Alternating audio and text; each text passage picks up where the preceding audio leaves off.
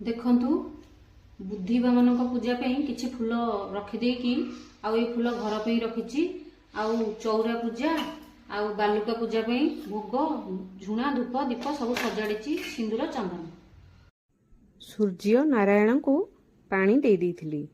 ତାପରେ ଚଉରାରେ ସିନ୍ଦୁର ଚନ୍ଦନ ଫୁଲ ଆଉ ଧୂପ ବୁଲେଇକି ଜଳ ଦେଇ ଦେଇଥିଲି। ଚଉରା ପୂଜା ସରିଯାଇଥିଲା, ଭୋଗ କରିଦେଇଥିଲି। ତାପରେ ମୁଁ ବାଲୁକା ସ୍ଥାପନ କରିଥିଲି। ଆଉ ବାଲୁକା ସ୍ଥାପନ କରିସାରିଲା ପରେ ହଳଦୀ ସିନ୍ଦୁର ଚନ୍ଦନ ସବୁ ଲଗେଇ ଦେଇଥିଲି। ତାପରେ ଫୁଲ ନେଇ ଆସିଥିଲି। ଏଇ ଫୁଲ ରଖିଥିଲି ବାଲୁକା ପୂଜା ପାଇଁ। ତାପରେ ଗୋଟିକ ପରେ ଗୋଟିଏ ଦୁବ ଆଉ ଦୁଲପା ପତ୍ର ଫୁଲ ସବୁ ଲଗେଇ ଦେଇଥିଲି। ଏମିତି ଫୁଲରେ ସଜେଇ ଦେଇଥିଲି। ଫୁଲମାଳ ତ ଗୁନ୍ଥି ପାରିନଥିଲି। ତାପରେ ଏଇଭଳିଆ ଫୁଲରେ ସଜେଇ ଦେଇଥିଲି। ଆଉ ତାପରେ ଧୂପକାଠି ଆଉ ଦୀପ ଆଉ ଝୁଣା ଧୂପ ଭଲ ଭାବେ ବୁଲେଇ ଦେଇଥିଲି।